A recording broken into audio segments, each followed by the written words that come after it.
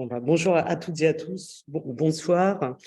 Donc, on a le plaisir d'avoir pour cette édition, le webinaire Open Badge Academy, l'intervention de Luca Bisogna, qui est conseiller pédagogique à Grenoble École de Management et qui porte un projet de développement des Open Badges au sein de l'école.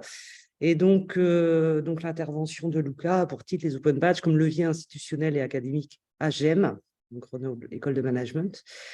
Donc, Luca, tu vas pouvoir te représenter. Voilà, une présentation enregistrée pendant une vingtaine de minutes. Et après, on coupera l'enregistrement et puis on aura une session d'échange avec l'ensemble des participants. Voilà, je te donne la parole, Luca. Très bien, merci beaucoup, Émilie.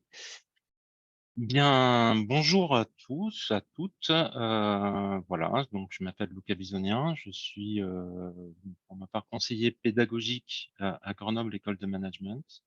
Et à ce titre, j'accompagne, ma mission première, c'est d'accompagner les enseignants dans la mise en œuvre de dispositifs pédagogiques innovants ou d'évolution, de faire évoluer leurs pratiques pédagogiques.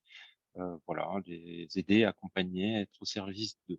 Voilà, c'est essentiellement ma mission. Et puis, quand je suis arrivé à Grenoble École de Management l'année dernière, en 2021, en fait, je suis arrivé avec dans mes bagages quelques sujets, et notamment un sujet qu'on appelle les Open Badges. Donc, c'est depuis 2021 donc, que je travaille sur l'introduction de cet objet très intéressant que je connais depuis longtemps maintenant, mais qui là me semble tout à fait opportun de développer dans le contexte école de management, école enseignement supérieur. Donc voilà. Donc j'ai voulu participer à l'Open Badge Factory Academy à l'invitation d'Eric et d'Émilie sur un sujet, sur un retour par rapport à cette expérience d'introduction des Open Badges au sein de GEM, École de Management, et, et notamment sur une approche qui se veut assez, on va dire, systémique, bon, pour utiliser les gros termes, mais c'est simplement que c'est intéressant aussi de comprendre les Open Badges dans dans ce qu'ils invitent en fait à comprendre, à intégrer et à développer. Voilà, bon, ça pour l'introduction. Voilà. Donc 2 mots sur l'école, hein, parce que peut-être plusieurs d'entre vous connaissent déjà bien cette école, mais simplement, peut-être pas le cas de tout le monde. Donc Grenoble École de Management, que je qualifierais de GEM dorénavant, par son acronyme. En fait, c'est une business school, une école de commerce qui est reconnue sur la scène internationale et nationale. Elle est bien classée, on va dire. C'est un élément qui est important pour les écoles de commerce qui sont en statut privé. Donc, on comprend bien aussi dans quelle mesure c'est important. Donc, elle est classée 8e sur le classement 6e national et 42e sur un classement international du Financial Times, ce qui fait une bonne représentation en quelque sorte de sa notoriété tant sur le plan national que international. Alors, ce qui la qualifie la plus concrètement et particulièrement, c'est aussi qu'elle s'inscrit dans un bassin territorial qui est au carrefour de très nombreux acteurs issus de la recherche de pointe, avec un centre d'études atomiques présent à Grenoble, avec des pôles de compétitivité nombreux autour euh, des nanotechnologies, par exemple. Voilà, on dispose vraiment d'un vivier en fait extrêmement actif et dynamique autour d'activités très pointues technologiquement notamment. Donc Grenoble École de Management, c'est fait remarquer en quelque sorte par son inscription particulière dans ce bassin territorial et a développé toute une tradition autour du management des technologies et de l'innovation. Et puis, du fait de cette inscription dans une ville aussi et une métropole qui se veulent notamment se veulent développer en fait une démarche citoyenne extrêmement active. En fait, on s'est enrichi aussi au contact de ce bassin pour pour développer justement des engagements citoyens forts. Donc, en l'occurrence, en 2021, on a été la première école déclarée société à mission, dans le sens qu'elle a adopté un statut, donc a transformé son statut pour mettre l'accent sur 5 piliers majeurs autour de ces questions sociétales et environnementales. Donc, en l'occurrence, notamment, agir avec éthique. Ça signifie défendre l'intégrité physique et morale des personnes, défendre le droit à la différence, favoriser l'accès à une éducation de qualité pour toutes et tous, promouvoir la solidarité et les principes de paix économique, dont l'école dispose d'une chaire notamment de la paix économique, et puis reconnaître l'urgence écologique. Donc sur ce point, alors là on voit sur la photo une fresque qu'on a voulu marquer le coup de cette déclaration de société à mission, pour mettre en avant un peu à la façon des vitraux de l'époque, pour représenter justement ces 5 piliers que je viens d'évoquer vers l'extérieur. Faire comprendre à l'extérieur, bon, c'est devant l'école elle-même, hein, mais faire comprendre quels sont nos symboles, nos leviers sur lesquels on souhaite vraiment développer l'activité de l'école et donc inscrire l'activité académique, de recherche et institutionnelle donc dans son ensemble. C'est un point sur lequel j'insiste un peu, mais il me semble crucial et important dans la mesure où il résonne parfaitement avec justement ce que l'on souhaite apporter avec les open badges dans cette perspective. On va le voir ensuite. Donc là, j'ai évoqué le dernier pilier, celui d'accompagner la transition environnementale et faire en sorte qu'on apprenne pleinement en considération et qu'on intègre à tous les niveaux de nos activités. Actuellement, on en est à peu près 17% de l'offre de formation en considérant les modules d'enseignement hein, de l'école qui traitent en fait du développement durable et de la sustainability. Donc c'est un indicateur que l'on observe, dont on surveille l'évolution pour voir aussi dans quelle mesure et dans quelle part en fait le développement durable, notamment pour ce pilier, est présent. Voilà notre image de ce vitrail, vous voyez, qui représente les 5 piliers. Alors les enjeux pour GEM dans l'utilisation des open badges, ils sont assez nombreux et je vais les détailler ici pour bien comprendre dans quelle mesure les open badges, au-delà de l'objet numérique que je présume suffisamment connu par les participants, apportent. Donc, bon, un premier enjeu que l'on retrouve dans beaucoup d'institutions et qui est de rendre les étudiants davantage acteurs de leur parcours de formation, mais aussi parcours professionnel.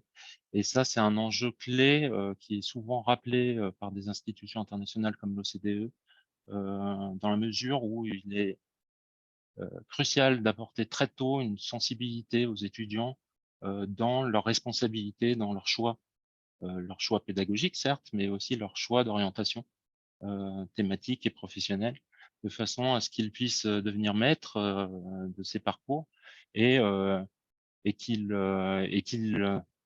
en cultivent en quelque sorte un meilleur être dans leur évolution de carrière.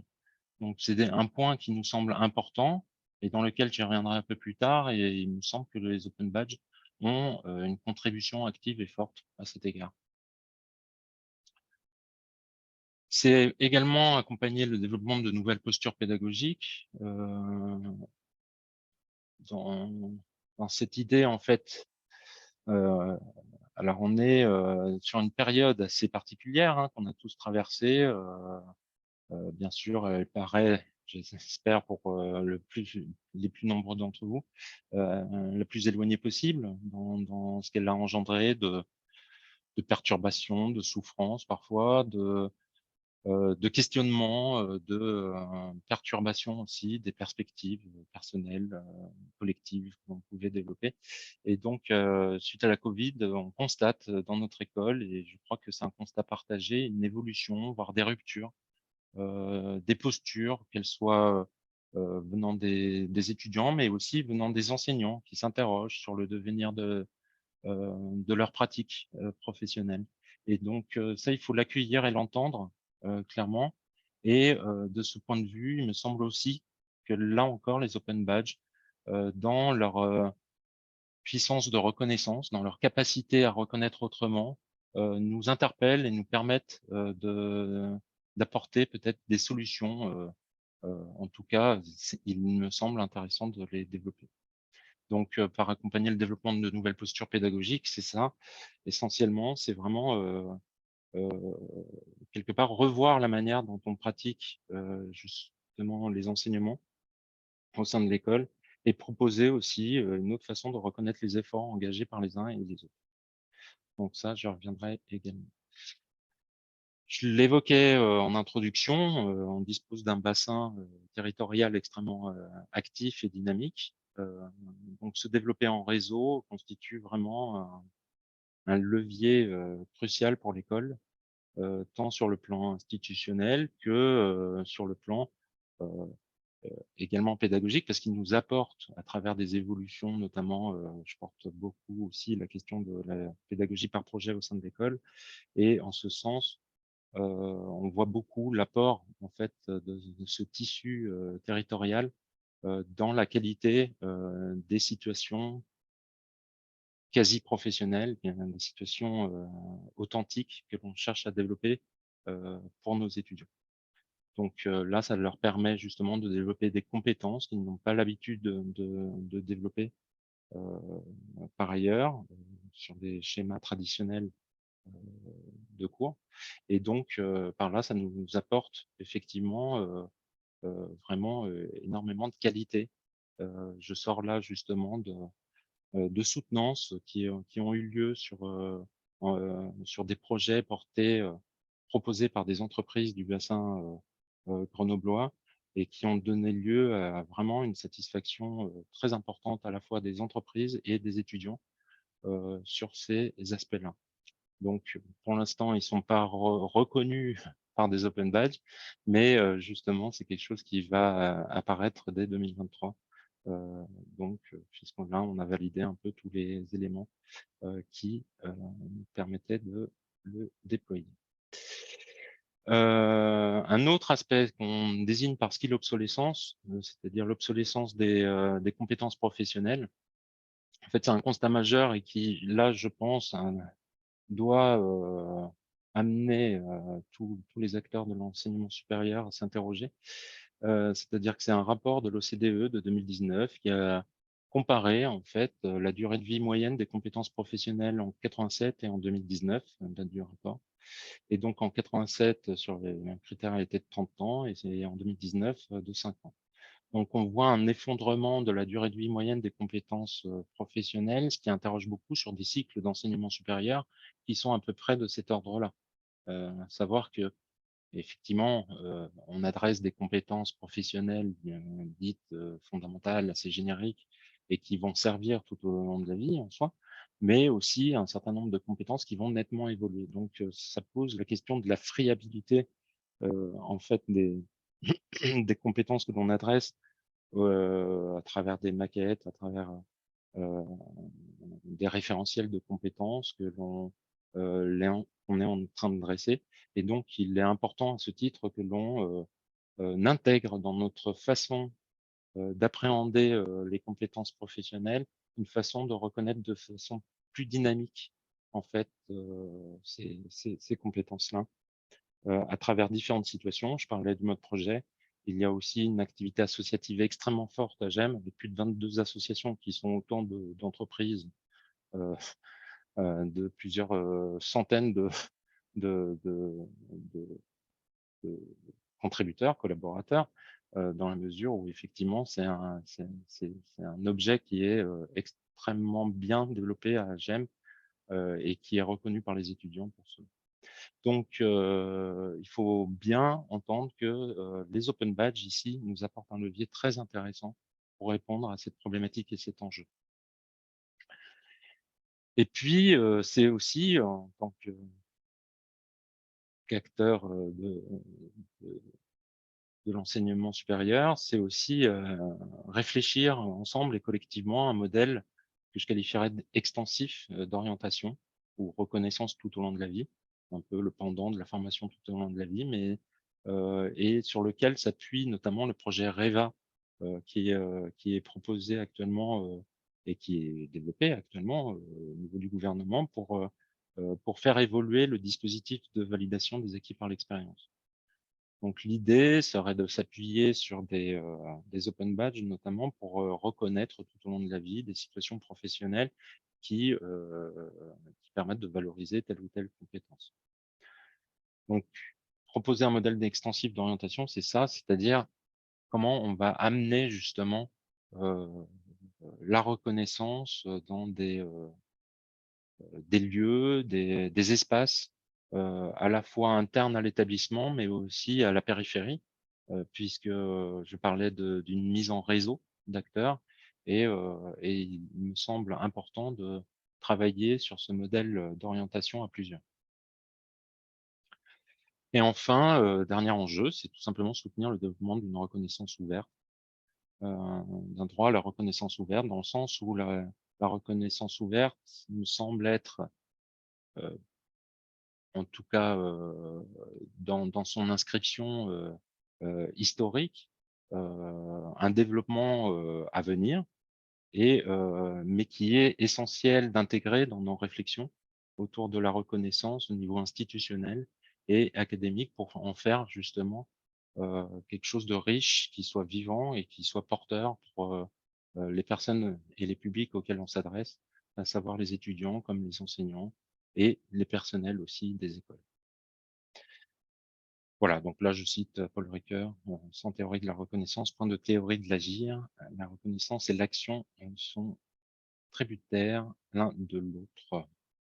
Alors, comment mettre en place les open badges pour répondre à ces enjeux? Alors, une des meilleures réponses que j'ai pu trouver, c'est de s'appuyer sur les travaux de Serge Ravet, Serge Ravet national. Alors, pour ceux qui ne le connaissent pas, c'est une figure de référence en matière de reconnaissance ouverte en France.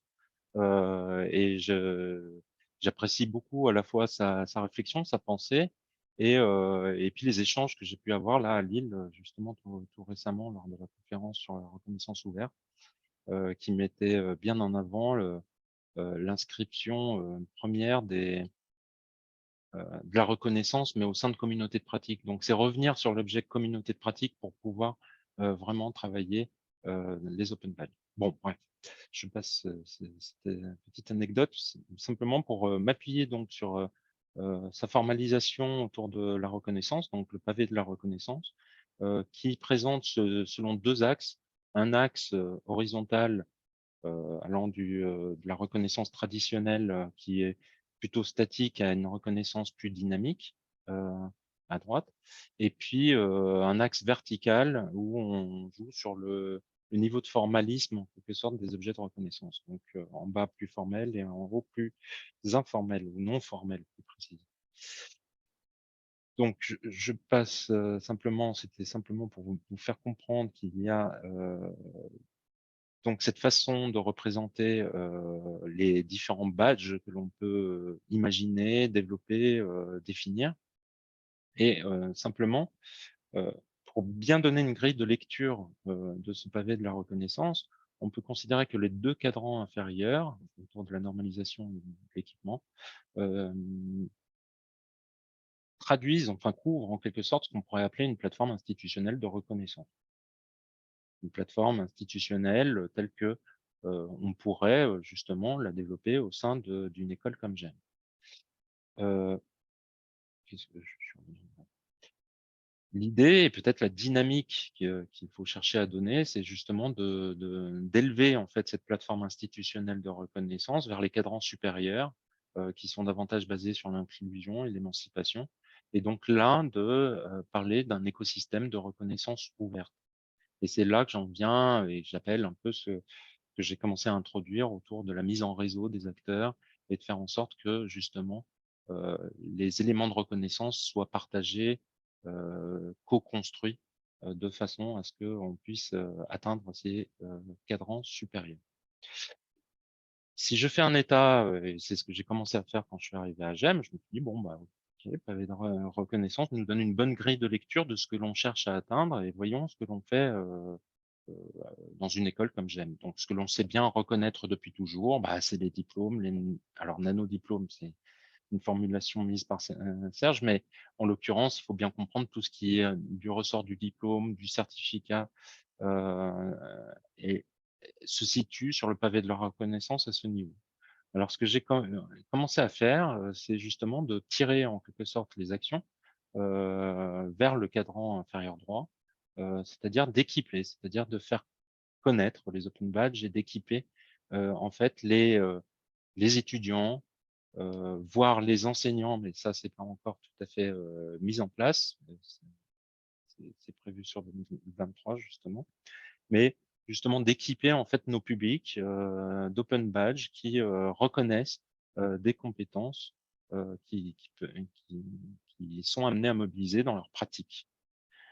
Donc, ce qu'on a commencé à faire, alors avec la formation continue pour pouvoir toucher, davantage d'entreprises, parce que toujours dans une perspective de mise en réseau. Donc là, on est sur un usage des open badges très classiques, qui viennent remplacer des attestations de formation et simplement, c'est des attestations de formation qui vont être dynamiques puisque, avec les open badges, on va pouvoir leur apporter la possibilité d'apporter de nouvelles preuves pour valoriser les compétences, relatives à leur formation. Donc, on les inscrit dans une approche beaucoup plus dynamique, au niveau de la formation continue et puis de la sustainability ou du développement durable, qui est un axe majeur, un chantier, majeur de l'école, pour, comme je le rappelais tout à l'heure et sur lequel on dispose de très nombreuses actions, avec les étudiants, avec les enseignants, avec les personnels, pour, valoriser et développer, cet axe-là de développement durable. Donc on a commencé, et je le présenterai après, à mettre en place, très tôt, un open badge, donc on avait conçu, au cours de l'été 2021 et déployé à la fin de l'année 2021 pour les premières livraisons début 2022. Donc là, en l'occurrence, on a vraiment travaillé cet axe-là. Donc là, on est effectivement à couvrir, les cadrans inférieurs du pavé de la reconnaissance. Alors en 2023, l'objectif, c'est de lancer justement, des actions autour de l'inclusion. Donc, pour ça, c'est lancer des réseaux de reconnaissance, c'est aussi ouvrir avec, auprès d'autres partenaires, donc des entreprises qu'on a réussi à toucher avec, le travail autour de l'utilisation des open badges pour la formation continue et puis, heu, donc les entreprises et donc la mise en place, très prochaine d'un collectif, local, territorial, avec, l'UGA, lequel, puisque je travaillais avant à l'UGA et avec qui on nous développons justement une approche commune et partagée, heu, des open badges. Donc 2023, lancement des réseaux de reconnaissance. Et après, le GEM du futur, à ce niveau-là, sur la reconnaissance, c'est le point d'interrogation. Jusqu'où pourrons-nous aller? Tout dépend bien sûr des publics auxquels on s'adresse et de voir dans quelle mesure, le projet de reconnaissance tout au long de la vie va pouvoir, se développer et perdurer. Alors je vais progressivement dans le plus concret. Donc un déploiement d'open badge à plusieurs étages. L'idée, c'était de vraiment mettre à disposition, des publics, des open badges, de les acculturer par cet intermédiaire. Alors ça prend du temps, ça m'a été confirmé par plusieurs acteurs, notamment, Philippe, j'ai pas vu s'il était là, mais Philippe Petitqueux qui, lors d'une discussion à Lille, m'avait rassuré là-dessus en me disant que ça prenait vraiment, effectivement du temps d'amener, les publics auxquels on s'adresse à vraiment, comprendre les potentiels, qu'il y a derrière les open badges et se les approprier pour pouvoir, heu, en développer la valeur notamment. Parce que la valeur des open badges, est directement corrélée à l'usage qui en est fait et déployé, dans les réseaux.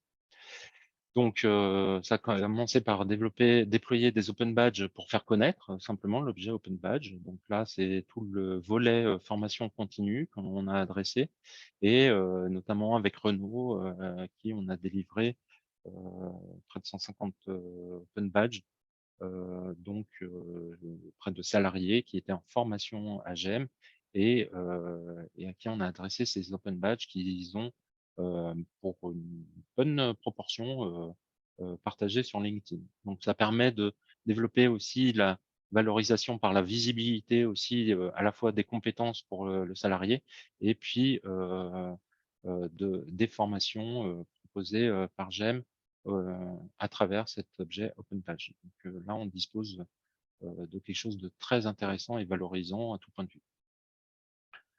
Donc ça a commencé à faire connaître en fait les open badges au niveau du public plutôt entreprise.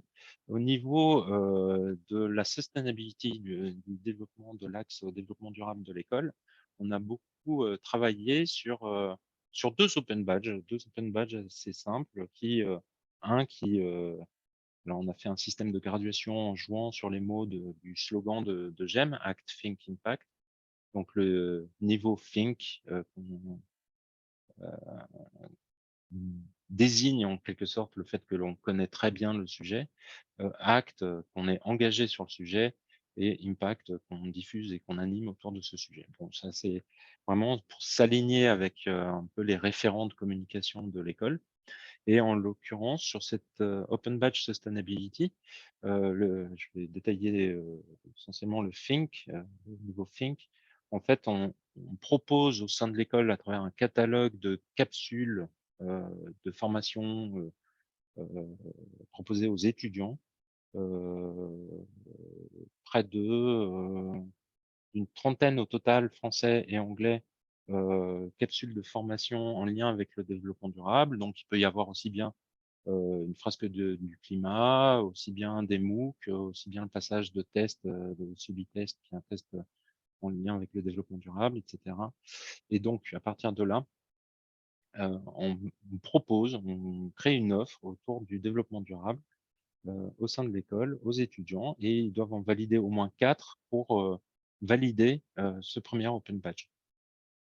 On s'est dit que 4 activités traduisaient un engagement suffisant dans la mesure où ça signifie aussi que quand on valide un MOOC, quand on participe à une fresque du climat, que qu'on répond au Sully-test, etc. C'est-à-dire qu'on s'est quand même engagé et on est allé suffisamment loin dans l'engagement personnel sur ce sujet, dans un premier temps, pour traduire ce premier niveau. Et puis, il y a un deuxième niveau, le Act and Think, qui traduit là une participation beaucoup plus active, une contribution même, plus qu'une participation. C'est-à-dire que pour le valider, il faut avoir le Think, et puis il faut aussi apporter la preuve d'une expérience en lien avec le développement durable, et donc à travers un formulaire qui est rempli par les étudiants pour nous apporter ces preuves, et à la suite de quoi un comité de validation composé de 2 chercheurs de GEM, enseignants-chercheurs de GEM, moi-même et la responsable du projet Sustainability de l'école, qui valide en fait l'obtention de l'Open Badge. Alors, j'affectionne particulièrement cet Open Badge dans la mesure où le catalogue de contenus liés au développement durable, en fait, commence à devenir une référence au sein de l'école et permet à de nombreux acteurs qui sont en lien avec la mise en place d'actions autour du développement durable de chercher à rentrer dans ce catalogue pour offrir cette caisse de résonance qu'apporte l'Open Badge. Donc c'est intéressant parce que ça permet au niveau institutionnel pour l'école de disposer d'un outil qui va venir fédérer en fait de très nombreuses actions autour du développement durable et faire en sorte d'en avoir une visibilité, une traçabilité et de structurer d'autant mieux cet axe-là. Donc les conclusions de cette expérience qui a 1 an, c'est vraiment qu'elle gagne vraiment de plus en plus en notoriété, en attractivité, heu et constitue vraiment un élément fédérateur autour de cet axe de développement durable de l'école. Donc c'est très encourageant et très stimulant pour pouvoir le développer dans d'autres axes thématiques et stratégiques de l'école, en l'occurrence. Donc des open badges pour reconnaître. Alors on est sur un schéma classique, en quelque sorte, d'open badge, c'est-à-dire qu'on propose les badges que je viens de vous décrire et puis les étudiants en prennent connaissance, les consultent, voient leur fonctionnement. Ils peuvent en faire la demande et leur est délivré le badge et qu'ils acceptent et peuvent diffuser sur les réseaux. J'en viens à un troisième étage de la fusée, en quelque sorte, des open badges à GEM. Il s'agit ici de travailler sur des open badges pour former et transformer. Et je parlais tout à l'heure à la fois de posture, des postures, l'évolution des postures à la fois pédagogiques et d'engagement également sur un certain nombre de thématiques. Et en l'occurrence, alors c'est un projet en cours, mais qui va donner lieu très rapidement à la livraison de ces open badges. Donc, on a conçu, défini 3 open badges pour motiver les actions autour de la qualité de l'air. En l'occurrence, avec plusieurs acteurs partenaires. Alors, il faut savoir qu'Atmo est une association. L'association Atmo est en charge de mesurer la qualité de l'air sur toute la région Auvergne-Rhône-Alpes.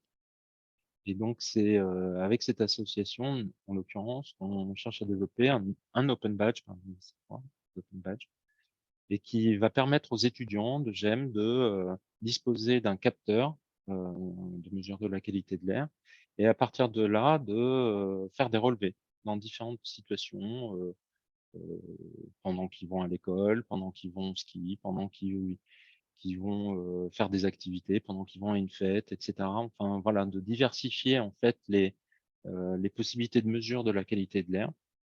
Et à partir de là, à la suite d'une petite formation sur l'usage du capteur, d'en disposer pendant un certain temps, 2 ou 3 semaines, et de faire des relevés et d'apporter des retours qualitatifs sur ces relevés.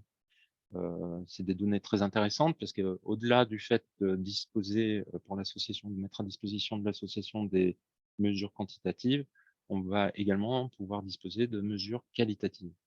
Et, et ces informations-là, on va pouvoir les collecter et l'étudiant pourra disposer d'un open badge qui va venir valoriser ce premier niveau d'engagement. Je ne vais pas rentrer dans le détail des 2 autres. On a 2 autres open badges en lien avec la qualité de l'air. Un open badge réseauteur de la qualité de l'air, donc en lien avec des événements organisés, notamment avec Engie. Et puis de la qualité de l'air influenceur avec des actions d'influence sur les réseaux sociaux sur cette thématique autour de la qualité de l'air, qui constitue un élément névralgique majeur dans le cadre de la transition environnementale et très sensible sur nos territoires, mais comme tous les territoires en France. Donc, ces 3 open badges pour motiver les actions autour de la qualité de l'air, des engagements thématiques, stratégiques aussi, et qui vont donner lieu à un meta badge, donc un badge ambassadeur VIP pour les réunir. Donc, c'est-à-dire que si l'étudiant valide les 3 open badges que je viens d'indiquer, eh ben, il disposera d'un open badge VIP pour valoriser en fait un engagement fort sur cette thématique et qui permettra de l'identifier aussi auprès de nos acteurs partenaires pour éventuellement les inviter, disposer vraiment d'une identification de ces personnes qui sont engagées et qui s'engagent dans une compréhension plus fine en fait de ces problématiques clés dans la transition environnementale. Voilà, alors je détaille pas tous les projets d'open badge de l'école, il y en a beaucoup. Mais simplement, voilà, c'est pour donner un peu une illustration des 3 catégories d'open badge sur lesquelles on travaille et qui nous permettent d'assurer un développement un peu plus structuré, systémique, des axes stratégiques que l'on souhaite adresser au sein de l'école et qui font toute la valeur de l'école à ce titre. Donc, bien sûr, une fois qu'on a fait les open badges, c'est pas le tout, mais il faut aussi accompagner le développement de ces open badges. Donc, j'organise régulièrement des séminaires de valorisation pour ceux qui ont obtenu les open badges, de façon à ce qu'ils comprennent aussi quelle est la force et le potentiel de ces objets. On travaille beaucoup sur l'inscription académique dans les programmes. Donc, j'ai beaucoup de discussions avec plusieurs directeurs de programme de façon à inscrire directement les open badges sur certains aspects des programmes. Et puis, bien sûr, ça c'est un sujet sur lequel on doit encore avancer autour de l'utilisation d'Open Badge Passport et notamment l'offre apportée par Open Badge Factory pour mettre en place des portails institutionnels avec un connecteur SSO qui permettent directement aux étudiants de se connecter de façon transparente au portail des Open Badges de l'école. On est un peu en retard là-dessus, mais c'est un point sur lequel voilà, on va travailler très rapidement avec Open Badge Factory. Ensuite, en termes de perspectives, simplement que les perspectives sont très bonnes. Il y a une compréhension et une intégration des open badges dans la réflexion stratégique de l'école qui est de plus en plus marquée. Ça a commencé à travers des présentations faites en COMEX en fin d'année dernière. Et puis actuellement, on est dans une forme de transition aussi à notre école avec une direction qui change, mais mais pour laquelle la nouvelle direction a donné des gages de compréhension et d'intérêt pour cette orientation stratégique. Donc les perspectives sont très bonnes à ce titre. Et puis, bien sûr, c'est un développement un peu plus accentué sur des notions de parcours transverses à plusieurs acteurs, mais ça, c'est des perspectives un peu plus éloignées dans la mesure où il faut aussi développer les open badges chez d'autres acteurs. Je pense notamment à l'UVED avec qui je suis en contact, qui est une université numérique thématique autour du développement durable et des transitions environnementales et, et qui permet d'envisager des parcours transverses, c'est-à-dire des parcours dans lesquels on propose des open badges dans notre école, eux proposent des open badges et on peut édifier comme ça des parcours qui soient transverses et ouverts aux étudiants de façon à ce qu'ils puissent justement devenir plus responsables et acteurs de leur parcours de formation. Voilà, en guise de conclusion, et puis pour initier un dialogue avec vous tous, ce sera avec un grand plaisir que de répondre à vos questions. Merci Luca. Alors,